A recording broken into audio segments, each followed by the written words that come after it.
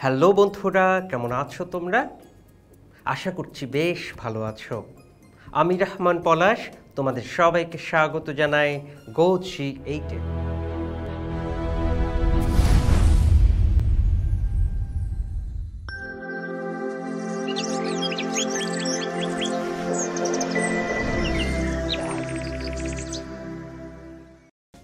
বন্ধুরা, আগের এপিসোডে আমরা একাদশ ও দ্বাদশ শ্রেণীর যুক্তিবিদ্যা প্রথম পত্র বইয়ের ষষ্ঠ অধ্যায় অবরোহ অনুমান থেকে অবরোহ অনুমানের প্রকারভেদ, অমাধ্যম ও মাধ্যম অনুমানের পার্থক্য, অমাধ্যম অনুমান, অমাধ্যম অনুমানের সংজ্ঞা ও উদাহরণ, অমাধ্যম অনুমানের বৈশিষ্ট্য, অমাধ্যম অনুমানের প্রকারভেদ বিষয় নিয়ে আলোচনা করেছিলাম।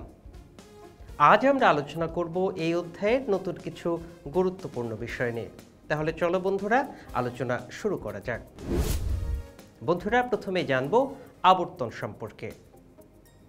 আবর্তনের সংজ্ঞা: যে অমাধ্যম অনুমানে বিধিসঙ্গতভাবে একটি প্রদত্ত বাক্যের উদ্দেশ্য ও বিধির স্থান পরিবর্তন করে একটি নতুন সিদ্ধান্ত গঠন করা হয় তাকেই আবর্তন বলে।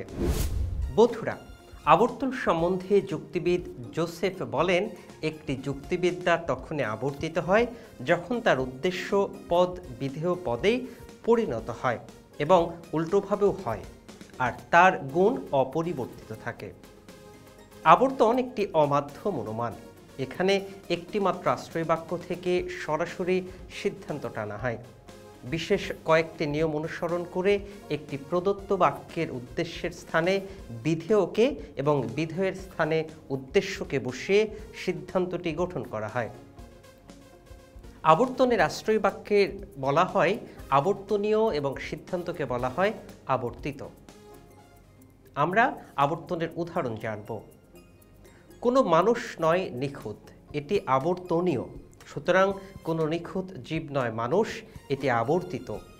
এই যুক্তিতে কোনো মানুষ নয় নিখুঁত হচ্ছে আশ্রয় বাক্য এবং কোনো নিখুঁত জীব নয় মানুষ হচ্ছে সিদ্ধান্ত। আশ্রয় বাক্যের উদ্দেশ্য ও বিধির স্থান বিধিসম্মতভাবে পরিবর্তন করে সিদ্ধান্তটি স্থাপন করা হয়েছে। সুতরাং এই অনুমানটি একটি আবর্তন। বন্ধুরা, এ পর্যায়ে আমরা জানব আবর্তনের নিয়মাবলী সম্পর্কে। আবর্তনে কয়েকটি নিয়মও রয়েছে।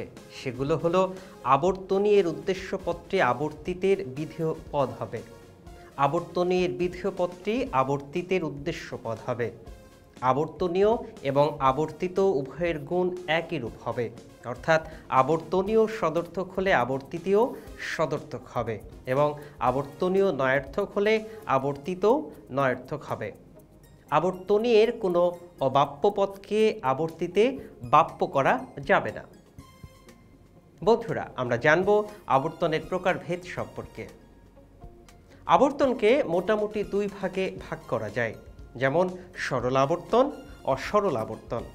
আমরা জানব সরল আবর্তন সম্পর্কে। যে আবর্তনে আশ্রয় বাক্য ও সিদ্ধান্তের পরিমাণ একই রূপ থাকে তাকে সরল আবর্তন বলে।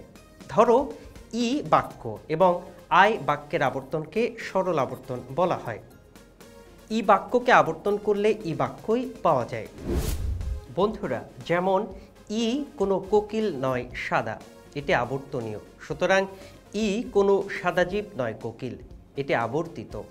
এই আবর্তনে আশ্রয় বাক্য ও সিদ্ধান্তের পরিমাণ একই, অর্থাৎ উভয়ের সার্বিক যুক্তিবাক্য।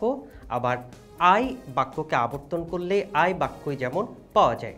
যেমন আই কিছু ছাত্র হয় অলস, এটি আবর্তনীয়। আই কিছু অলস মানুষ হয় ছাত্র, এটা আবর্তিত। এখানেও আশ্রয় বাক্য ও সিদ্ধান্তের পরিমাণ এক, অর্থাৎ উভয়ে বিশেষ যুক্তিবাক্য। তাই এই দুটি আবর্তনই সরল আবর্তন। আমরা জানব সরল আবর্তন সম্পর্কে। যে আবর্তনে আশ্রয় বাক্য ও সিদ্ধান্তের পরিমাণ একই রূপ থাকে তাকে সরল আবর্তন বলে। এই হিসাবে ই এবং আই যুক্তিবাক্যের আবর্তনকে সরল আবর্তন বলা যায়। ই যুক্তিবাক্যকে আবর্তন করলে একটি ই যুক্তিবাক্য পাওয়া যায়। যেমন ই কোনো কোকিল নয় সাদা, আবর্তনীয়। ই কোনো সাদা জীব নয় কোকিল, আবর্তিত। এই আবর্তনে আশ্রয় বাক্য ও সিদ্ধান্তের পরিমাণ একই রূপ, অর্থাৎ উভয়েই সঠিক যুক্তিবাক্য। তাই ই যুক্তিবাক্যের আবর্তন একটি সরল আবর্তন। আবার আই যুক্তিবাক্যকে আবর্তন করলে একটি আই যুক্তিবাক্য পাওয়া যায়। যেমন আই কিছু ছাত্র হয় মেধাবী, আবর্তনীয়। আই কিছু মেধাবী মানুষ হয় ছাত্র, আবর্তিত। এখানেও আশ্রয় বাক্য ও সিদ্ধান্তে পরিমাণ একই রূপ, অর্থাৎ উভয়ই বিশেষ যুক্তিবাক্য, তাই যুক্তিবাক্যের আবর্তনও সরল আবর্তন। আমরা জানব এ বাক্যের অবৈধ সরল আবর্তন সম্পর্কে। বন্ধুরা, তোমরা নিশ্চয়ই জানো যে আবর্তনে আশ্রয় বাক্য ও সিদ্ধান্তের গুণ সব সময়ই অভিন্ন থাকে, কিন্তু পরিমাণ কখনো অভিন্ন থাকে, আবার কখনো ভিন্ন হয়ে যায়। পরিমাণ অভিন্ন থাকলে আমরা তাকে বলি সরল আবর্তন, আর পরিমাণ ভিন্ন হলে তাকে বলি অসরল আবর্তন। এই হিসাবে এই যুক্তিবাক্যের আবর্তন হচ্ছে অসরল আবর্তন, কেননা এতে আশ্রয় বাক্য একটি সার্বিক যুক্তিবাক্য আর সিদ্ধান্ত একটি বিশেষ যুক্তিবাক্য। অনেকে এই যুক্তিবাক্যের পরিমাণ অপরিবর্তিত রেখে এর সরল আবর্তন করার প্রয়াস পান। যেমন এ সকল গরু হয় চতুষ্পদ, আবর্তনীয়। এ সকল চতুষ্পদ জীব হয় গরু, আবর্তিত। এখানে আশ্রয় বাক্য চতুষ্পদ পদটি একটি এ যুক্তিবাক্যের বিধেয় হিসেবে ব্যবহৃত হওয়ায় অবাপ্য রয়েছে, কিন্তু পদটি সিদ্ধান্তে এসে স্থান পরিবর্তন করে অপর একটি এ যুক্তিবাক্যের উদ্দেশ্য হিসেবে ব্যবহৃত হওয়ায় বাপ্য হয়ে পড়েছে। এটা আবর্তনের নিয়ম বিরোধী, সুতরাং এটি এ যুক্তিবাক্যের একটি অবৈধ সরল আবর্তন।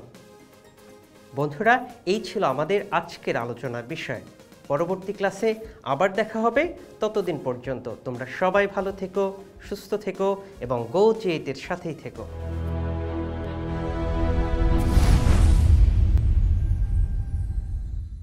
বন্ধুরা, এতক্ষণ যা আলোচনা করলাম তা থেকে গুরুত্বপূর্ণ কিছু নোটস জেনে নিই। যে অমাধ্যম অনুমানে বিধিসঙ্গতভাবে একটি প্রদত্ত বাক্যের উদ্দেশ্য ও বিধেয়ের স্থান পরিবর্তন করে একটি নতুন সিদ্ধান্ত গঠন করা হয় তাকে আবর্তন বলে। আবর্তন সম্বন্ধে যুক্তিবিদ জোসেফ বলেন, একটি যুক্তিবিদ্যা তখনই আবর্তিত হয় যখন তার উদ্দেশ্য পদ বিধেয় পদে পরিণত হয় এবং উল্টোভাবেও হয়, আর তার গুণ অপরিবর্তিত থাকে। আবর্তনকে মোটামুটি দুই ভাগে ভাগ করা যায়, যেমন সরল আবর্তন, অসরল আবর্তন। যে আবর্তনে আশ্রয় বাক্য ও সিদ্ধান্তের পরিমাণ একই রূপ থাকে তাকে সরল আবর্তন বলে। যে আবর্তনে আশ্রয় বাক্য ও সিদ্ধান্তের গুণ সব সময়ই অভিন্ন থাকে, কিন্তু পরিমাণ কখনো অভিন্ন থাকে, আবার কখনো ভিন্ন হয়ে যায়। পরিমাণ অভিন্ন থাকলে আমরা তাকে বলি সরল আবর্তন, আর পরিমাণ ভিন্ন হলে তাকে বলি অসরল আবর্তন।